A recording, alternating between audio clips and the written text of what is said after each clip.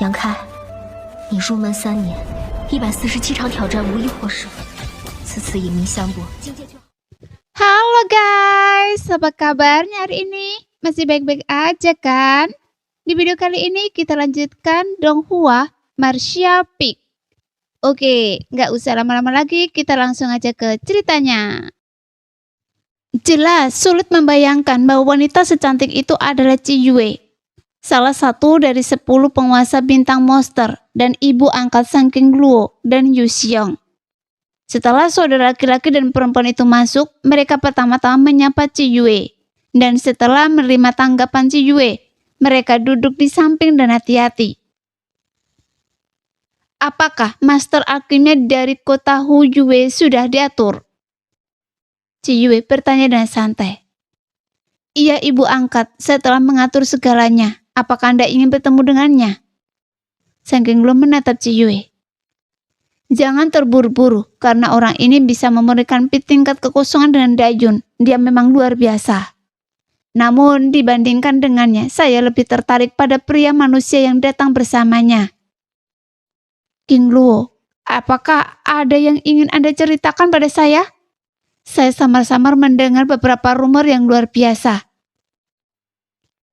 Chiyue duduk di kursinya dan menatap Sang King Luo dengan mata yang indah. Tubuh Sang King Luo yang halus bergetar dan dia segera berdiri dan berlutut di tanah, menggertakkan giginya dan berkata, Ibu, tolong maafkan saya.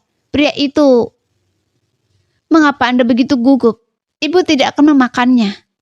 Bangun dan bicaralah. Chiyue mengulurkan tangannya dan mengangkat Sang King Luo. Melihat bahwa Chiyue tampaknya tidak marah, Sang King Luo tidak bisa menahan perasaan lega, dan suasana hatinya yang gugup berangsur-angsur tenang. Katakan pada saya, apakah rumor yang saya dengar itu benar atau salah? Chiyue terus bertanya. Itu benar. Sang King Luo menggertakkan giginya dan menjawab. Oh, jadi manusia itu benar-benar orang yang Anda cintai? Chiyue tersenyum lembut. Iya. Apakah dia begitu hebat? Mengapa wanita seperti Anda menyukainya? Yu Xiong mengatakan dia hanya seorang pria tampan dan mencari nafkah dari wanita. Tidak, Yu Xiong hanya bicara omong kosong. Sang King Luo menatap Yu Xiong dengan tajam. Yu Xiong menundukkan kepalanya, menyentuh dagunya dan menatap langit. Katakan pada saya, apa yang begitu hebat tentang dia yang membuat Anda sangat merindukannya? Chiyue tampak tertarik dan bertanya dengan hati-hati. Putri Anda tidak bisa menjelaskannya dengan jelas. Sang King Luo tersenyum malu. Di hadapan makhluk sekuat Chiyue, aura ratunya benar-benar ditekan. Kami saling mengenal ketika dia sangat lemah. Saat itu saya berada di tingkat ke-9 alam pengembaraan dewa, dan dia hanya di alam Yuan sejati. Kesenjangannya sangat besar. Chiyue mengangkat alisnya. Tapi dia tampaknya telah mencapai tingkat kedua alam kembalian kekosongan sekarang. Jadi kecepatan kultivasinya sebanding dengan Anda. Setelah melihat ini, dia akhirnya menunjukkan sedikit keterkejutan. Dia melihat beberapa cepat Sang King Luo dipromosikan. Jadi dia sedikit terkejut karena manusia itu tidak kalah dengan putri angkatnya. Ya, saya tidak tahu di mana dia berada dan apa yang telah dia lakukan selama bertahun-tahun ini. Saya tidak sengaja bertemu dengannya di Taman Kekaisaran terakhir kali. Kali ini dia datang ke Jinchen untuk mencari saya. Dia juga pernah ke Taman Kekaisaran. Chiyue menjadi lebih tertarik. Iya, saya bekerja sama dengannya saat itu untuk melawan sekelompok orang dari kamar dagang Heng Luo. Tetapi sebelum mereka sempat berbicara lebih lanjut, Taman Kekaisaran ditutup. Kamar dagang Heng Luo? Chiyue mendus dingin dengan sedikit penghinaan di wajah cantiknya. Karena Anda telah bekerja sama dengannya, katakan pada saya seberapa kuat dia. Ini, Sang King Luo tampak malu. Anda tidak tahu ini? Wajah Chiyue tenggelam. Maafkan saya, Ibu. Pertarungan itu tidak berlangsung lama, jadi saya tidak mengamati dengan seksama. Tetapi saya dapat yakin bahwa dia bukan orang yang lemah. Chiyue tersenyum lembut dan berkata perlahan. Karena Anda begitu yakin, bukan berarti saya tidak bisa memberinya kesempatan. Meskipun keberaniannya datang ke jenjang untuk Anda patut dikagumi, dia hanyalah manusia dan dia tampaknya memiliki wanita lain. Bagaimana mungkin Anda, Putri Ciyue, berbagi pria dengan wanita lain? Kesampingkan perasaan Anda untuk saat ini, dan saya akan menyelidiki seperti apa dia. Jika dia benar-benar memiliki kemampuan yang saya setujui, saya tidak akan menentang hubungan Anda. Tetapi jika dia hanya berpenampilan tampan dan nafas busuk di dalamnya, saya akan membunuhnya secara pribadi. Setelah mengatakan itu, Ciyue menatap Sangking Luo. Dia pikir dia akan panik dan memohon belas kasihan, tetapi dia benar-benar melihat ekspresi gembira di wajah Sangking Luo. Anda begitu percaya padanya? Ciyue terkejut. Meskipun saya belum melihatnya selama beberapa dekade, dia adalah pria yang pandai menciptakan keajaiban saat itu. Saya percaya dia tidak akan mengecewakan saya atau mengecewakan ibu angkat. Sangking Luo berkata dengan suara yang dalam. Baiklah, karena Anda mengatakannya, saya merasa lega. Ciyue mengangguk dan lembut, sangat puas dengan sikap Sangking Luo dan berbisik. Yu Xiong, anak itu ada di sini. Yu Xiong bangkit dengan cepat. Saya akan menyerahkan ini pada Anda. Uji kedalaman bajingan kecil itu untuk saya. Jika dia hanya manusia biasa, bunuh dia lebih awal agar tidak merusak pemandangan. Ciyue melambaikan tangannya. Iya. Yu Xiong menjawab dengan suara yang dalam dengan tatapan tajam di matanya. Kalian turunlah.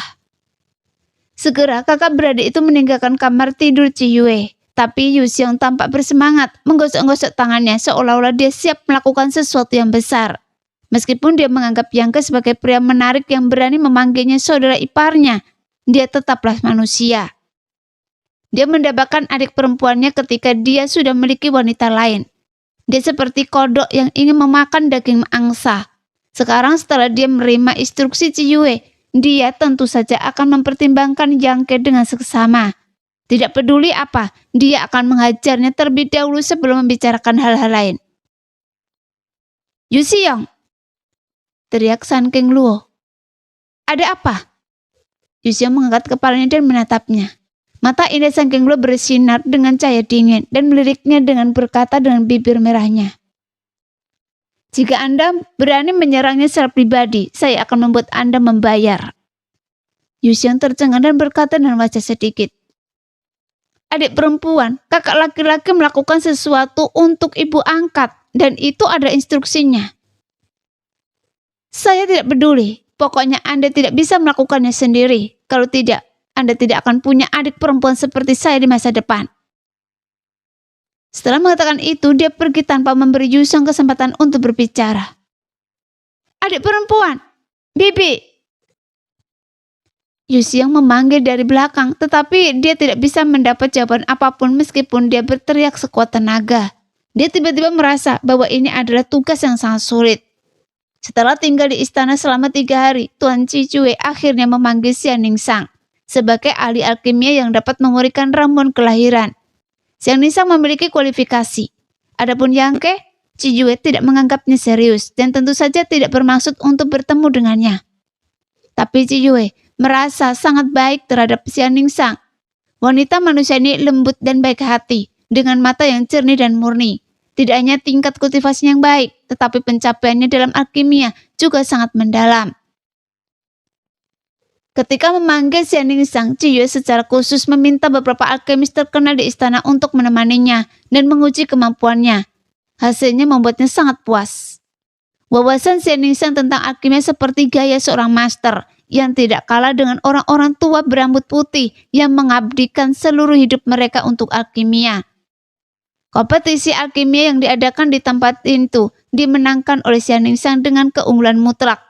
Jadi Ciyue sangat senang memiliki orang yang berbakat seperti itu dan segera menawarkan persyaratan yang sangat murah hati.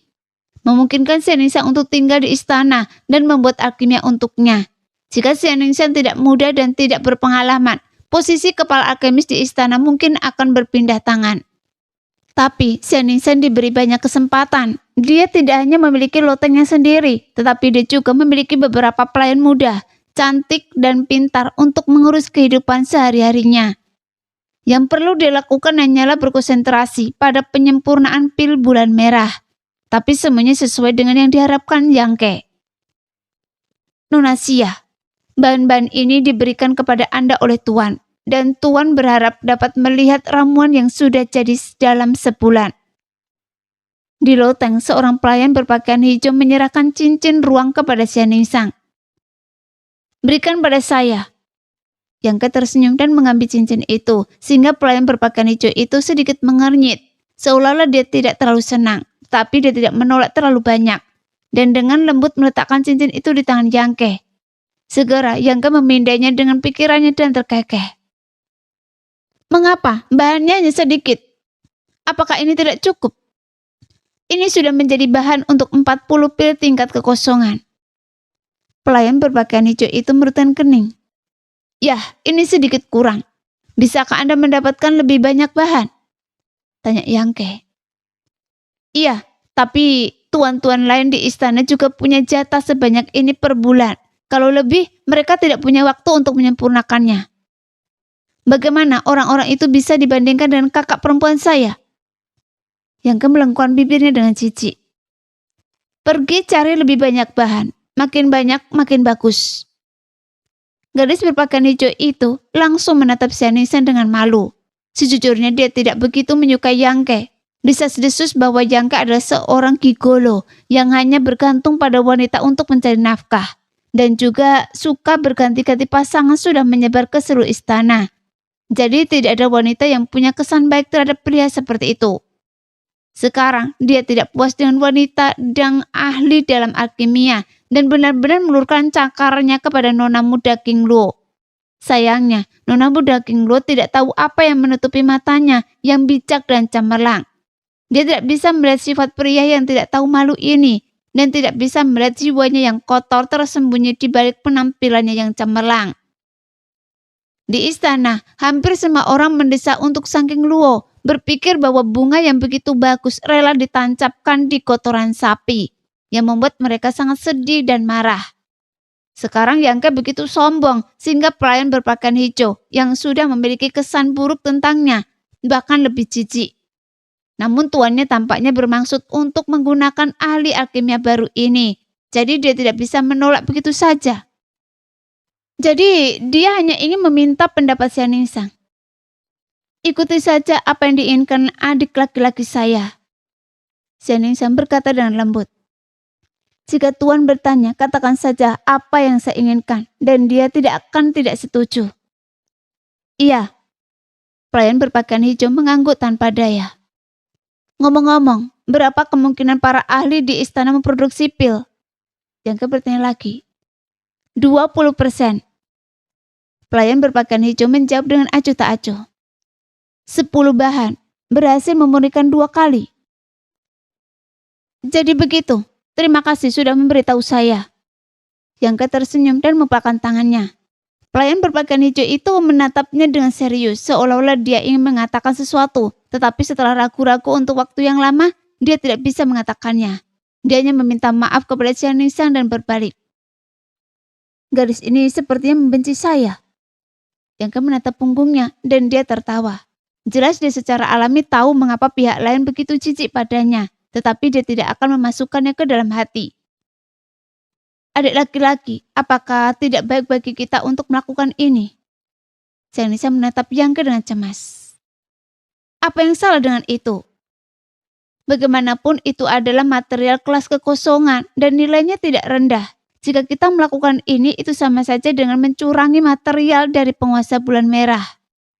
Xianingsang merasa sedikit tidak nyaman dan bersalah. Itu tidak benar. Yangke menggelengkan kepalanya. Coba pikirkan, gadis itu baru saja mengatakan bahwa ketika para ahli istana lainnya memurnikan pil tingkat kekosongan, peluang keberhasilannya sekitar 20%. Dengan kata lain, 80% bahan akan terbuang sia-sia. Namun Anda berbeda. Jika Anda berusaha sekuat tenaga untuk memurnikan, Anda dapat memiliki peluang seberhasilan 80% hingga 90%, bahkan 100%. Tidak masalah jika Anda gagal sekali. Pada saat itu, Anda hanya perlu mengubah bahan-bahan tersebut menjadi 30% pil yang sudah jadi. Bagi penguasa bulan merah, dia telah berhasil banyak uang. Dan kita hanya mengambil sebagian keuntungan darinya. Ini adalah hal yang baik untuk semua orang. Meskipun apa yang Anda katakan itu baik, saya selalu merasa tidak enak. Senisa merutkan bibir merahnya. Meskipun dia merasa bahwa dia dan adik laki-lakinya seperti pencuri karena Yangke memintanya untuk melakukannya, Senisa tidak akan menolak.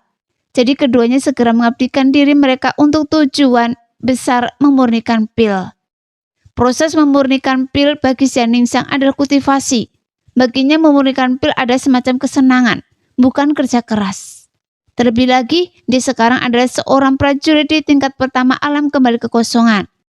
Setelah mempelajari solusi sejati dari jalan alkimia, pencapaiannya dalam alkimia sudah luar biasa. Selain itu, dia berhasil memurnikan pil spiritual dengan awan pil di kota Hyue terakhir kali, yang merupakan panen besar dan pemahaman yang mendalam. Sekarang pemahamannya tentang alkimia begitu mengesankan, sehingga bahkan Yangke mengaguminya. Satu persatu bahan-bahan itu diubah menjadi pil spiritual yang sudah jadi di tangannya, dengan efisiensi yang sangat tinggi. Tapi Yangke juga tidak menganggur. Dia sedang menguji metode pemurnian pil terakhir dalam solusi sejati dari jalan alkimia. Jika berhasil, maka satu bahan akan menghasilkan lebih banyak pil spiritual, bukan hanya satu. Jadi dapat dibayangkan bahwa jika dia berhasil dalam percobaan, itu akan berdampak besar pada bidang alkimia. Ini jelas merupakan kemajuan yang luar biasa. Sayangnya, Yangke tidak memiliki petunjuk untuk saat ini dan hanya dapat memurnikan pil spiritual sambil mempelajari solusi sejati dari jalan alkimia. Pada saat ini, kedua saudara perempuan dan laki-laki itu bekerja sama dan hanya 40 bagian bahan alkimia yang terbuang sia-sia dalam beberapa hari. Beberapa hari kemudian, ketika pelayan berpakaian hijau datang lagi dan mengambil sebotol 12 ramuan, dia sangat terkejut hingga matanya hampir keluar. Baru beberapa hari dan ahli alkimia muda dan cantik ini benar-benar telah selesai memurnikan semua bahan. Dan jumlah ramuannya 10% lebih banyak daripada ahli lainnya di istana. Jadi dia hampir tidak bisa mempercayai matanya. Jika ramuan itu tidak sesuai dengan bahan yang dikirim sebelumnya, dia hampir curiga bahwa Xianningsang menggunakan ramuan yang telah dimurnikannya sebelumnya untuk menambah jumlahnya. Tidak heran jika tuannya sangat menghargainya. Ternyata dia benar-benar mampu. Memikirkan hal ini, dia merasa bahwa Yangke semakin menyebalkan.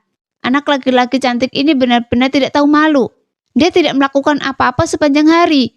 Dia tidak melakukan apa-apa lagi selain hanya berada di sisi garis itu. Seolah-olah dia takut seseorang akan merebutnya. Tapi itu bukan salahnya. Dia tidak memiliki kemampuan dan hanya bisa mengandalkan wanita untuk mencari nafkah. Tentu saja, dia harus mengawasinya dengan ketat. Bagi seorang wanita sehebat Nunasia, mungkin ada banyak pelamar. Nunasia, ini bahan-bahan untuk 100 pil tingkat kekosongan.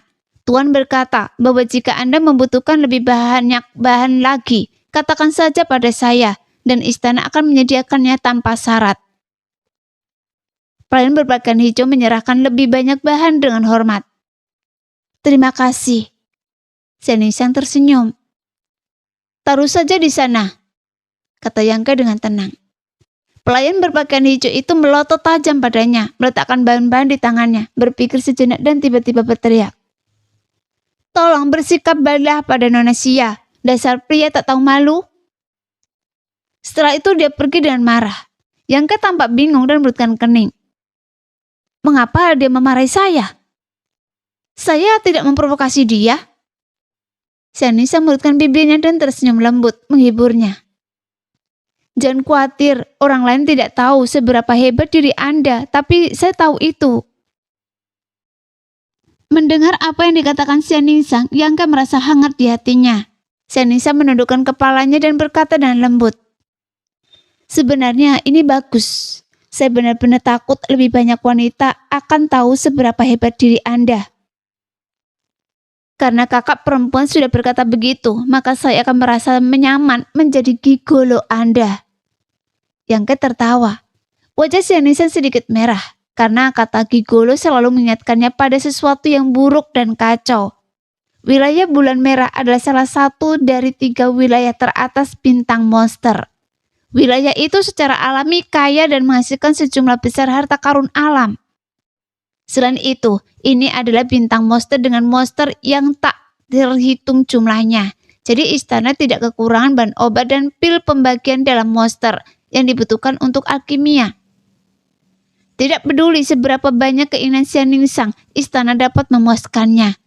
Untuk mendapatkan manfaat sebanyak mungkin dari ini, Yang Ke dan Xianningsang, 2 saudara laki-laki dan perempuan, tentu saja tidak menyia-nyiakan upaya untuk memurnikan pil. Mereka hanya memurnikan 30% dari semua bahan, menyerahkan pil yang telah dimurnikan kepada pelayan berpakaian hijau, dan kemudian mengambil bahan baru darinya. Sisanya 70% dikantongi oleh Yang Ke.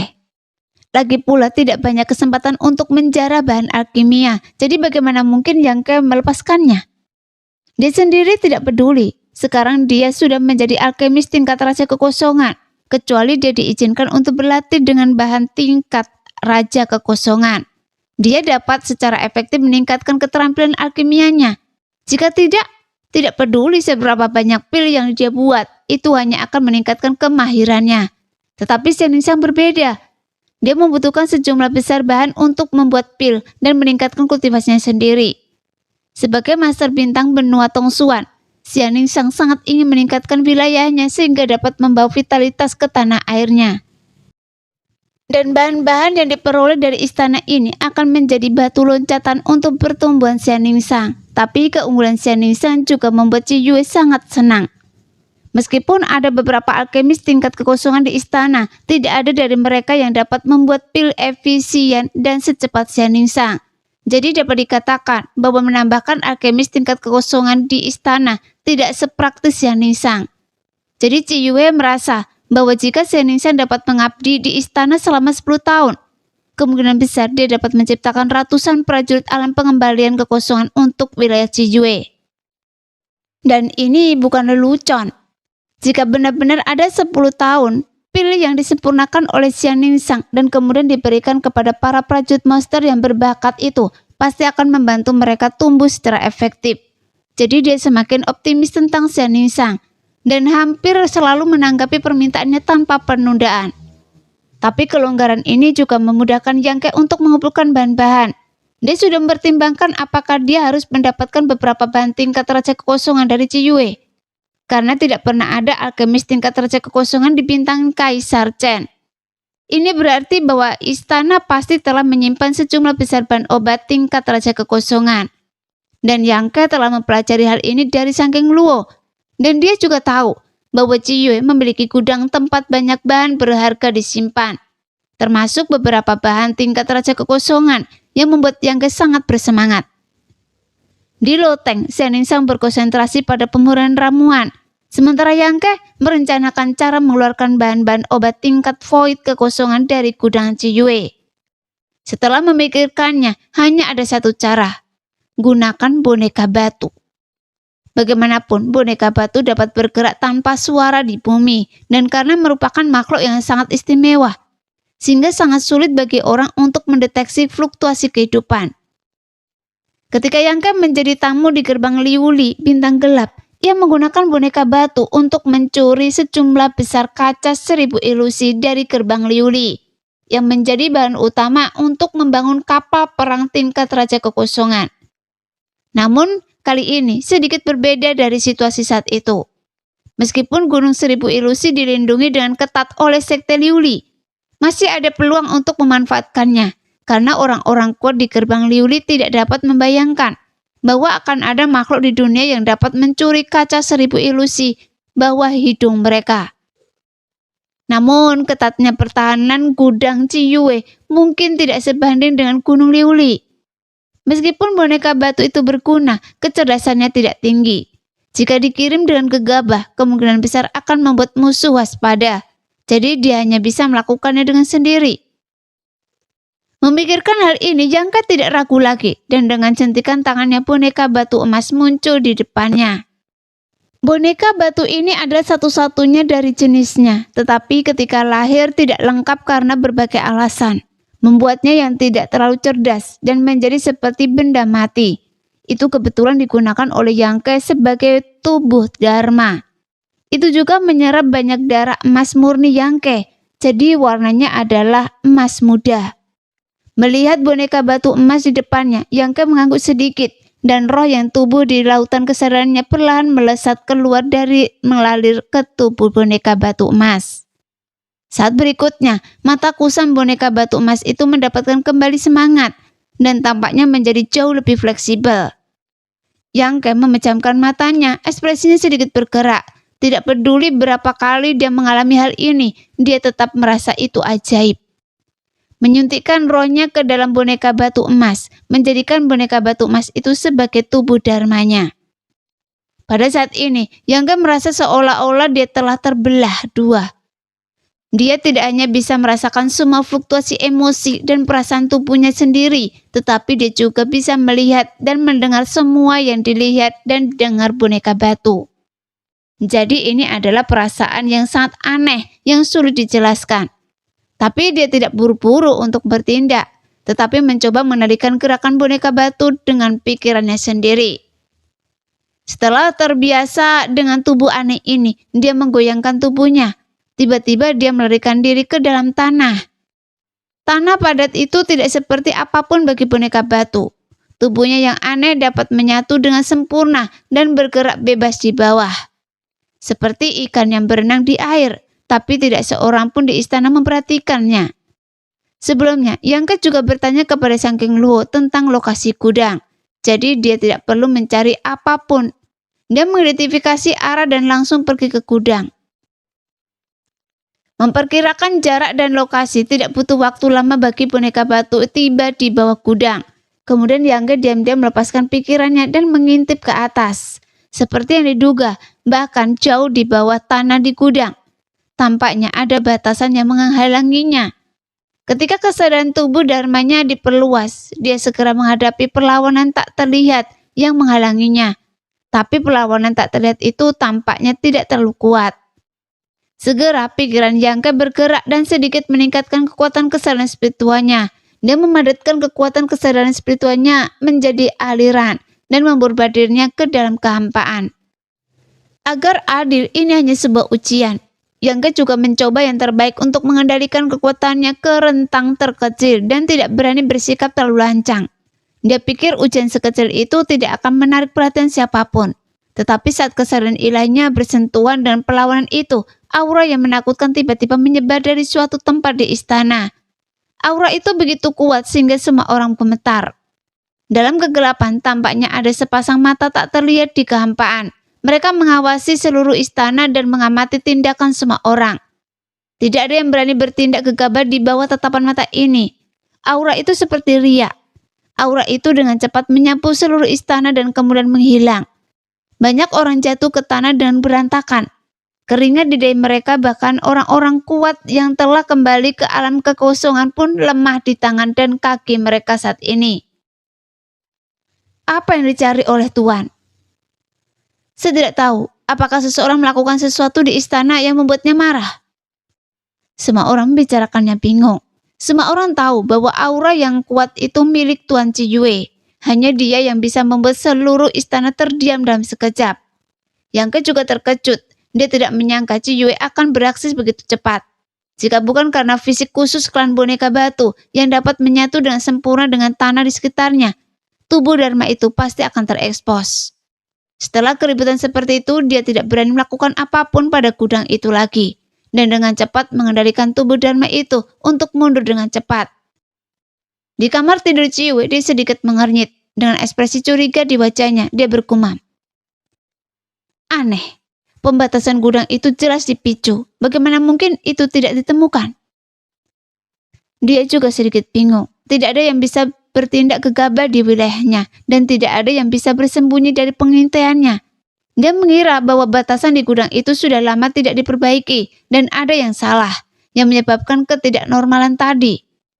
Dengan pikiran ini, dia tidak ingin lagi melanjutkan penyelidikannya. Sebaliknya, dia menunjukkan senyum tertarik dan berbisik. Tapi Yu Xiong jauh lebih pintar kali ini. Dia tahu cara membunuh seseorang dengan pisau pinjaman. Saya ingin melihat seberapa cakapnya diri seorang manusia. Saat dia mengatakan ini, dia diam-diam mengarahkan kesadaran spiritualnya ke loteng tempat Xian Ningshan berada, mengamati gerakan di sana. Di loteng, Yang Ke baru saja mengembalikan boneka emas dan batu ke dalam ruang buku hitam, dan tiba-tiba dia sepertinya telah menemukan sesuatu. Dia melihat ke suatu tempat di kehampaan, kemudian bertahan kening. Pada saat ini, dia benar-benar merasa sedang dimata-matai. Tetapi ketika kesadaran spiritualnya menyelidiki dengan seksama, dia tidak menemukan apapun. Mungkinkah apa yang terjadi tadi terungkap, menyebabkan Ciwe mengawasinya? Wajah Yang Ke menjadi hitam. Si kecil ini benar-benar menyadari sesuatu, kata Ciwe dengan heran. Dengan kultivasinya yang kuat di tingkat kedua alam Raja Kekosongan, akan mudah baginya untuk memantau tingkat kedua alam kembali kekosongan tanpa ada yang menyadarinya. Namun pandangan Yang Ke arah kehampaan tadi dengan jelas menunjukkan bahwa dia telah memperhatikan Anda yang memata-matainya. Tapi itu saja, dia tidak bisa benar-benar mendeteksi kesadaran spiritualnya. Dia seharusnya curiga sekarang. Ciwe melihat ini dari ekspresi Yang Ke. Ini cukup menarik. Ciwe tiba-tiba menjadi tertarik. Yang Ke melututkan kening dan duduk di sana, dan dia merasa bahwa itu rumit. Setelah beberapa saat ekspresinya menjadi tenang dan berpura-pura tidak terjadi apa-apa. Dia menutup matanya dan mengatur nafasnya. Pada saat ini, sebuah suara tiba-tiba datang dari luar.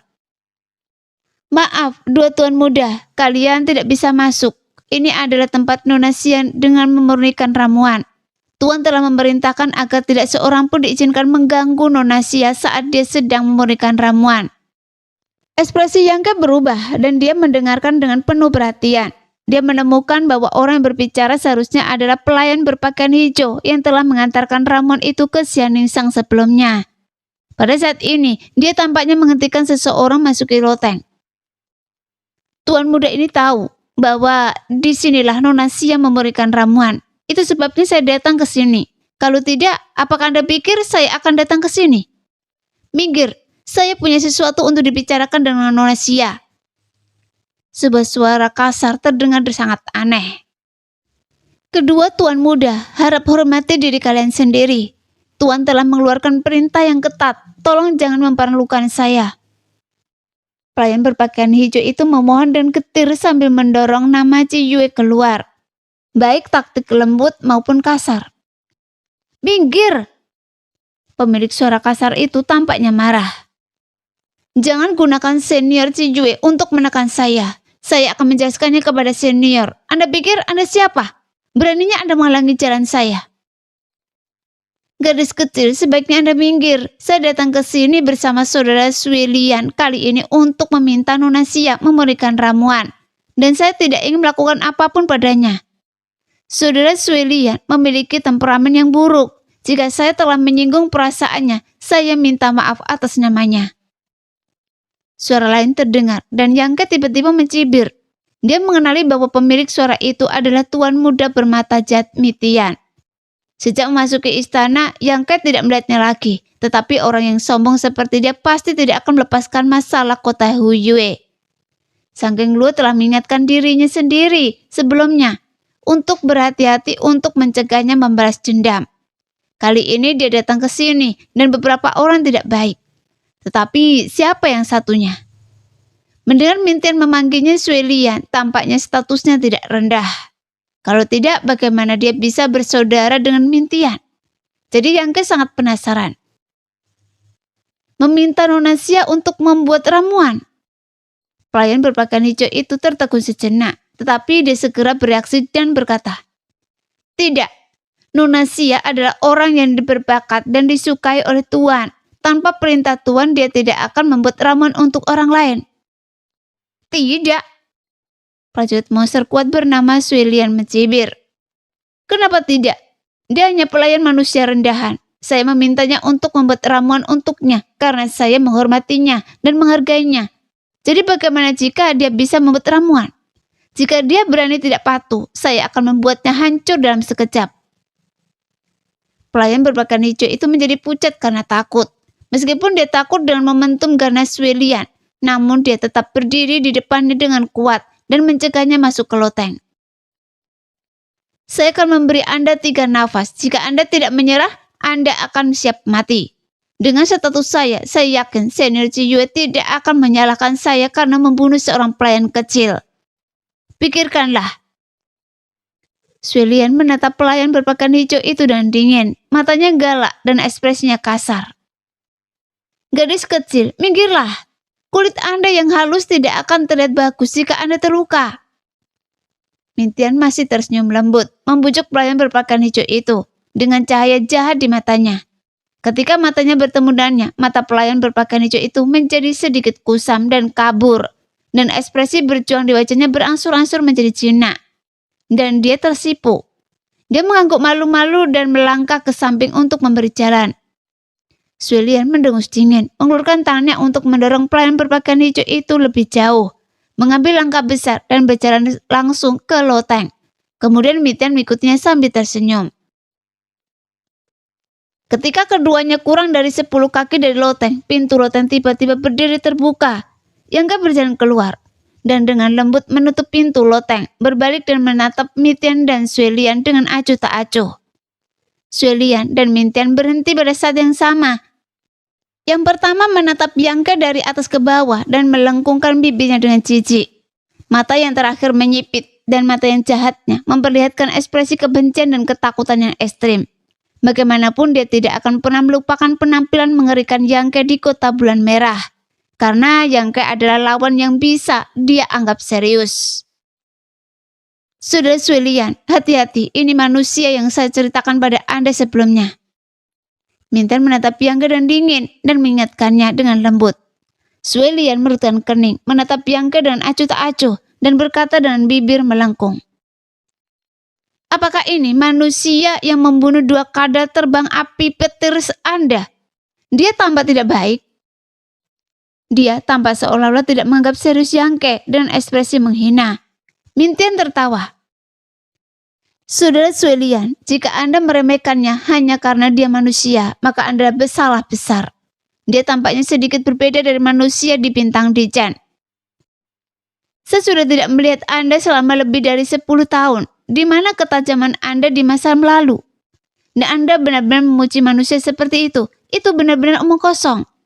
Jika binatang iblis menarik kereta milik saya terbunuh, dia tidak akan pernah hidup untuk melihat matahari. Keesokan harinya. Mintian, Anda tidak baik. Mulai sekarang Dinjan akan menjadi dunia saya. Suelian tampaknya tidak menganggap serius Mintian, dan dia mengejeknya sebentar. Tapi Mintian tidak tampak marah. Sebaliknya dia tersenyum dan berkata, saya hanya mengingatkan Anda. Terserah pada Anda apakah Anda mendengarkan atau tidak. Demikianlah cerita hari ini. Kita lanjut lain hari lagi ya guys ya. Bye-bye.